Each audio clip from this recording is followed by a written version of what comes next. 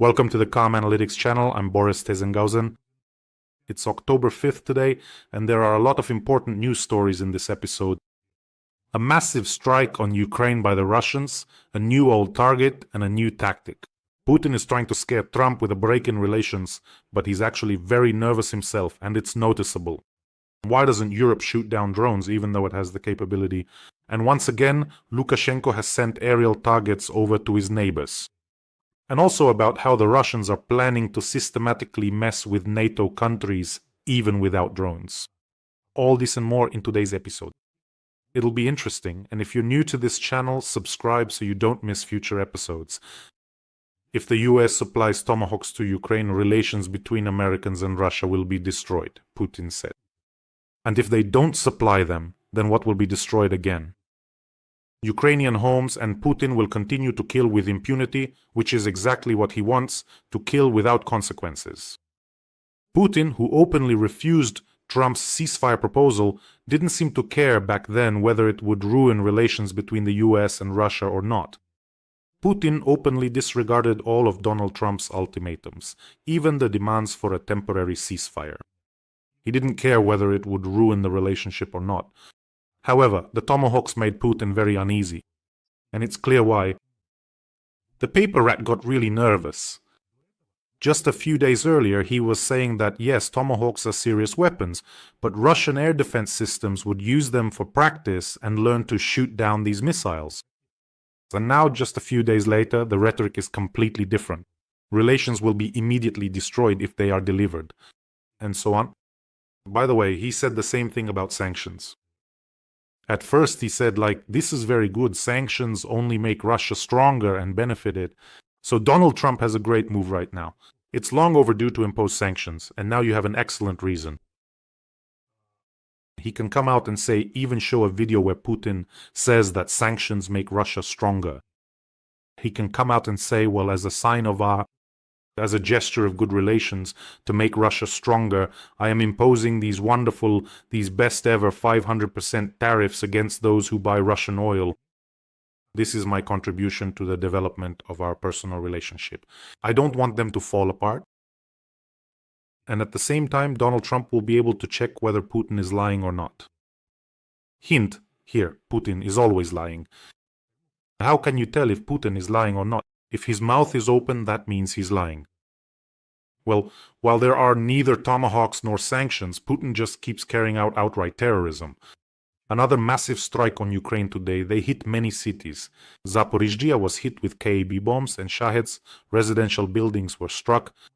Chernihiv was also under attack, as were energy infrastructure facilities. There was a massive strike on Lviv and the region.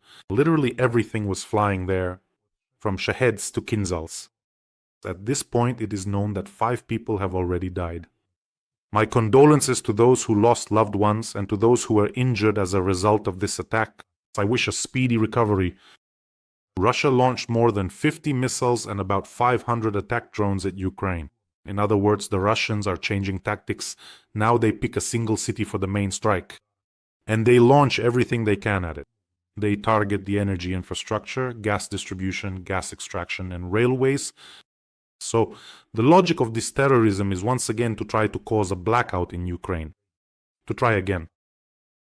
So far they haven't succeeded, although they have caused quite serious problems. I think we've already forgotten and don't want to remember those power outage schedules when life had to be reorganized according to those schedules.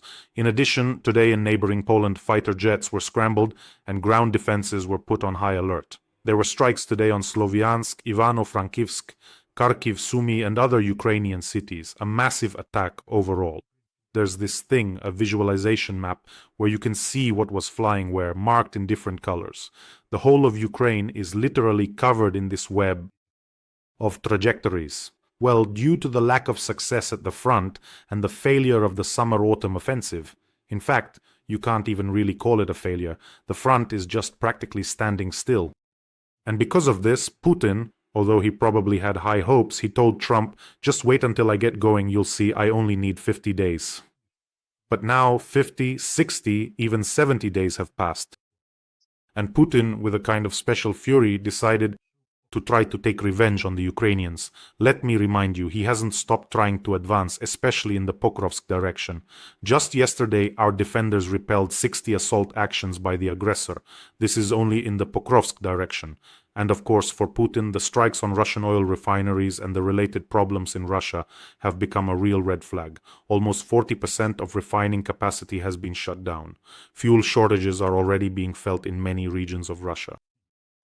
And most importantly, what probably infuriates Putin the most is that he doesn't care if Russians are left without gasoline as long as the tanks and planes are fueled. Putin's military budget is missing out on millions of dollars. Last month, oil refining dropped by 1 million barrels, and let me remind you, the effect of these strikes on the refineries is cumulative. Right now, in emergency mode, warehouses and cunning partners who help Russia bypass sanctions are literally scraping together all the remaining spare parts to repair these refineries. It's also important to note that many refineries didn't undergo scheduled maintenance because there were no spare parts available. So there's a problem. By the way, the strike on western Ukraine is also a message to Europe, which is planning to build a wall there against drones and close the skies, part of Ukraine. And then, in the fall of 2022, as if on schedule, Putin and Russia suddenly decide that Ukraine must be plunged into darkness and cold, and that Ukrainians will beg on their knees and force Zelensky to surrender and give Putin everything he wants. But there was a key difference back then. There were far more missiles. Back then, launching 100 missiles was easy for the Russians, but there were far fewer drones. Only about 100 to 150 drones were flying. Now let me remind you, the Russians are already launching over 800 drones. And let me remind you, back in 2022, our air defense systems were in much worse shape. And perhaps the most important difference is that back then, Ukraine had nothing to respond with. Now there are the recent forced shutdown in Belgorod, when it wasn't drones but missiles that hit the substation, showed that the response may not be as massive, but it can be precise and cause just as many problems on Russian territory. The main thing is Ukrainians have already been through this. For Russians, things like power outages, lack of water, and no heating will be something new. Are Russians ready for this? Well, I think Putin doesn't care. But what about the Russians themselves? Many of them already live without all of this anyway. But in general, if Moscow ends up without electricity, now that would be much more serious. I think now everyone there will start actively stocking up on generators, but there's a catch. Generators need to be refueled, and Ukraine's drone forces have already made sure there will be problems with fuel. So Magyar has thought through the whole combo. By the way, speaking of Magyar sanctions, the commander of the drone forces, today, yet another Russian oil refinery was hit, this time a Lukoil one. That is, it's quite large. 17.2 million tons of oil are processed there annually. It's the fourth largest in Russia by capacity. This is serious. Now, an important point. I often see comments saying that Russia has many more missiles, many more drones. They'll destroy all our oil depots, all our oil refining, and so on and so forth. And they also have a bunch of refineries. The thing is, the impact of the damage, even if the Russians can launch more missiles at us, is different for Ukraine and for Russia. That is, Ukraine's ability to continue the war depends less on our economy and our weapons production, and more on supplies from our Western partners and on their compensation for our budget deficit. Whereas Russia is almost entirely dependent. Well, of course, some components are supplied by the dictators' club, but the money is their own. That's why every refinery knocked out is a direct hit to their military budget, a very concrete one.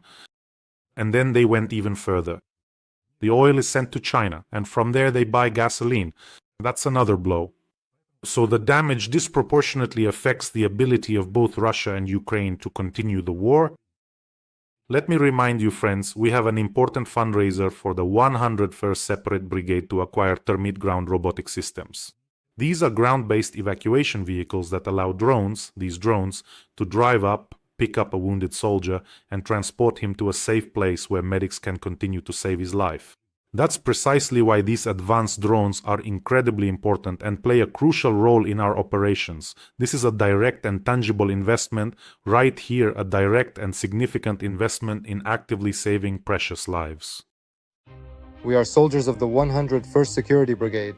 We are reaching out to Boris Tizengauzen and his followers for help. We are very grateful to you for the drones you provided earlier. Today, we are in great need of 2 Termit ground robotic complexes for the rapid and timely evacuation of the wounded from the battlefield, which, in the current situation, will help save their lives. Our units are fighting in the Konstantinovka direction and in Chasiv Yar. We will continue to destroy the enemy and believe in your support. Glory to Ukraine!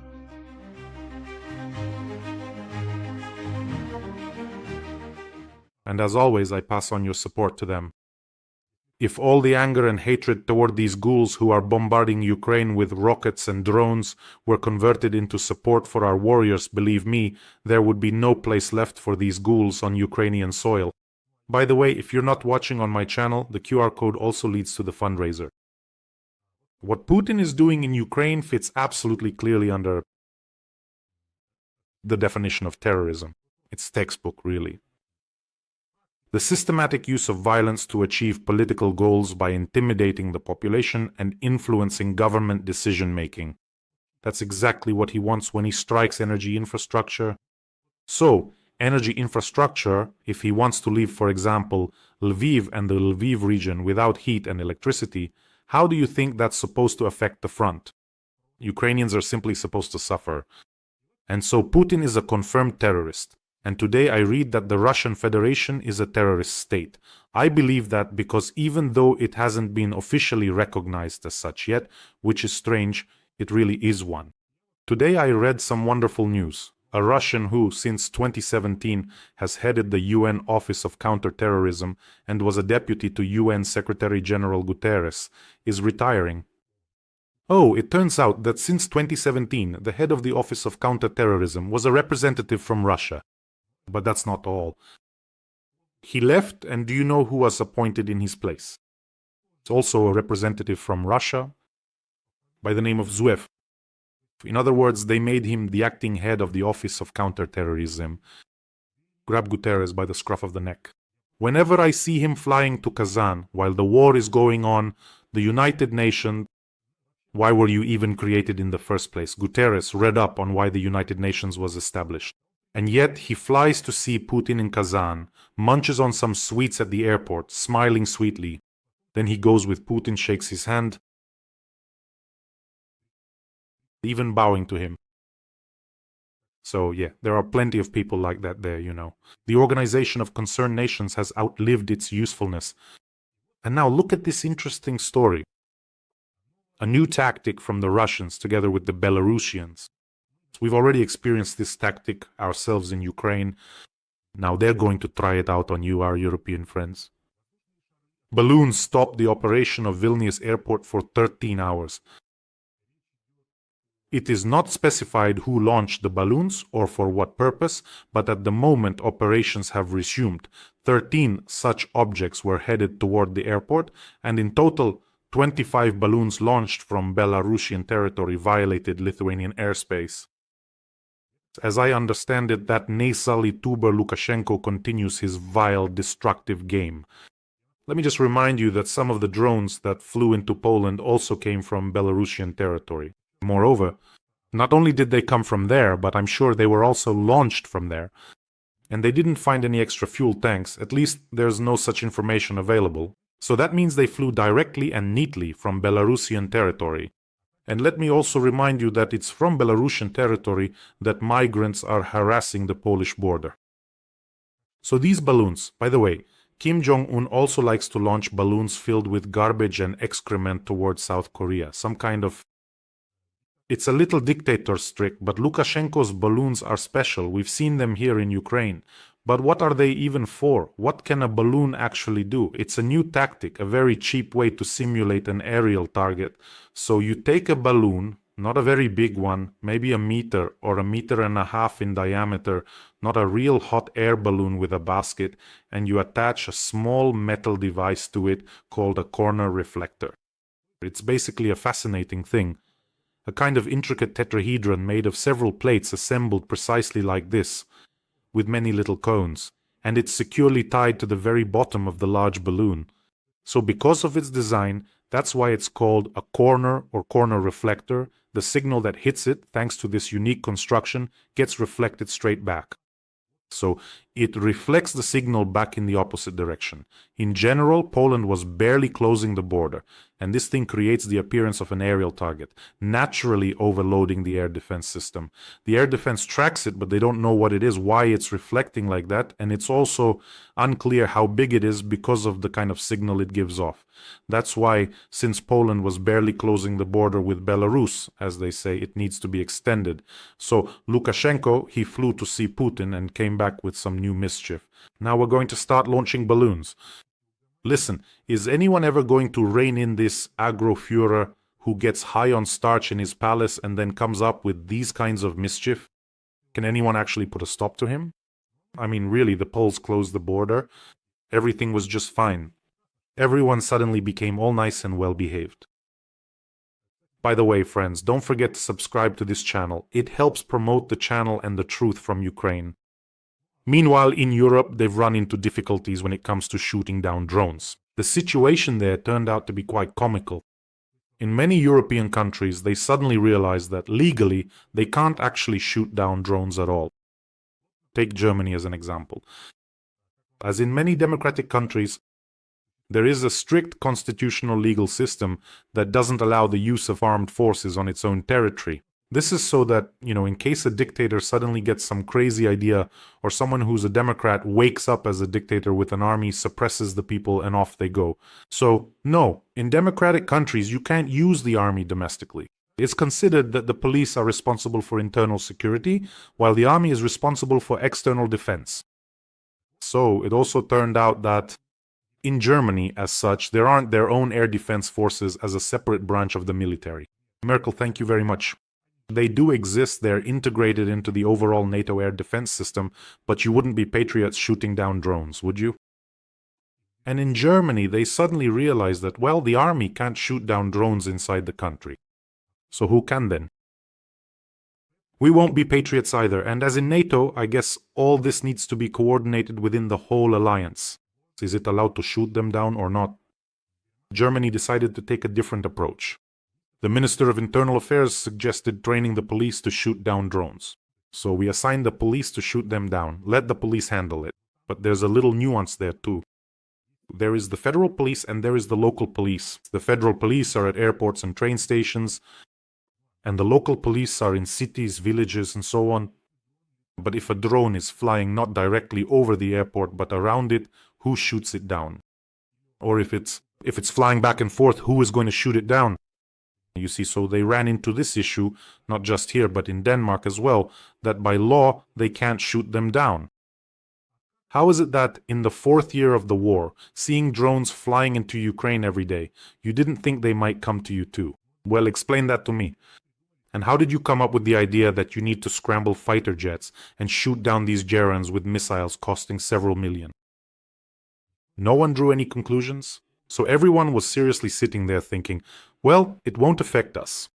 Even though the European politicians themselves, you could list them all, there will be a war, one says in 7 years, another in 5, a third in 3 years. War, war, war, war, war. What, do you think Putin is going to send war elephants and cavalry against you, or what? Of course, it will be drones. By the way, Frau Merkel deserves a lot of thanks too. That's for real. In 2011, she ended mandatory military service in Germany. Her years were really something else. Bundeswehr reforms were carried out, which included reducing troop numbers, closing bases, simplifying the structure, and so on. For many years, Germany spent less as a percentage of GDP on defense, and many allies were outraged. So basically, Putin wanted demilitarization, and that's exactly what he got in Germany. Add to that the abandonment of nuclear energy in favor of Russian gas, and Russian gas started flowing in. And suddenly the pipelines started being lobbied for, both Nord Stream 1 and Nord Stream 2, or rather just Nord Stream and Nord Stream 2. In short, Europe started getting flooded with Russian gas. They gave up nuclear energy. And then there was the real migrant bomb planted under Europe, also thanks to Frau Merkel. Remember, in 2015 she uttered that famous phrase, "We can handle it." By then there were already hundreds of thousands of refugees moving towards Europe. And what do you think? Did she handle it? So now, in Europe, the old bureaucratic system has come up against a system of completely new threats. And it turned out that the old bureaucratic system was not ready for this at all. And it turned out that someone had been disarming Europe all this time and did everything possible to make it dependent on Russian gas. And did everything possible to make it easy to destabilize from within using the migrant bomb. Every voice matters. Join our community, support independent journalism and help us bring you the truth from Ukraine. Become a member of Ukraine Today. Join us now. So now, in many countries, they're trying to catch up with these discrepancies legislatively, but it's not that simple. In some cases, to shoot down drones, you need to amend the constitution. In short, we've hit a dead end. Well, and if things are at least moving forward somehow with drones, then in many countries they're definitely not ready to shoot down Russian planes. Democracies are not ready to fight autocrats and dictators. It takes much more resolve. They have less.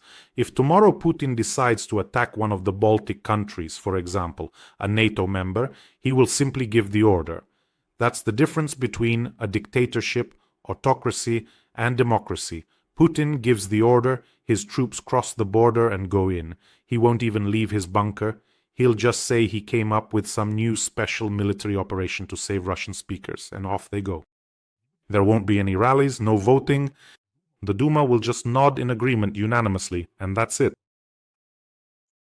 In democratic countries, however, a fragile coalition government will drag the issue out forever. Should we give Taurus missiles to Ukraine or not? Should we shoot down Russian planes or not? Then pacifists will take to the streets. Then the communists will come out, and the eco-activists, I don't know. They'll be shouting no to war, don't give weapons, peace to the world, peace and love, and so on. And they'll have to be listened to. And the coalition government is shaky, fragile. God forbid they touch on sensitive topics. God forbid they show any resolve. What will our voters say? Putin doesn't have these kinds of problems. On the one hand, of course, that's not quite true.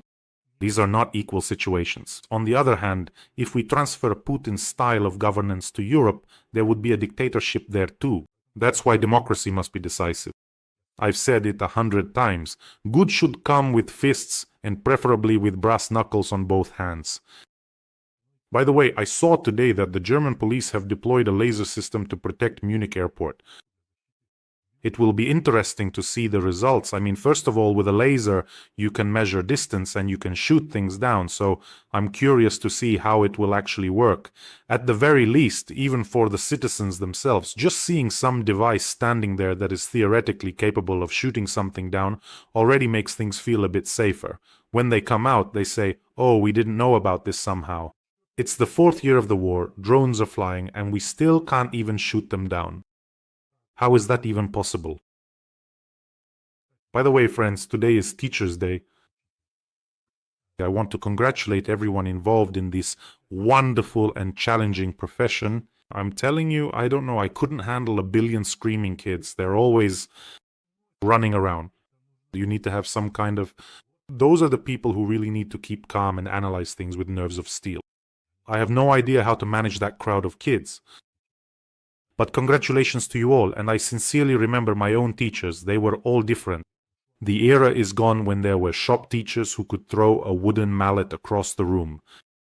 I actually had a shop teacher like that. Well, we played a prank and nailed the tools to the workbenches. And he tried to rip them off. And well, he got angry when he realized they were nailed down, and he started... On the wall, there were these wooden mallets. There was this kind of wooden hammer. He started yanking them off like some kind of Indian and throwing them at us like this. Like Thor with those hammers. So yeah, that's what things were like back then. I'm not saying it was super great or anything, but at least I remember that moment. Yeah, and then he chased us around too. That's a whole other story. Anyway, congratulations to you, dear teachers. Unfortunately, right now in Ukraine, children and teachers are forced to study in shelters under drones and rockets. That's our reality now. The 1st of September assemblies were held in shelters. That crazy Pleshizaver, he scrambled the Air Force back then, and the kids, 1st of September assembly school, everyone had to go down to the shelter together with their parents.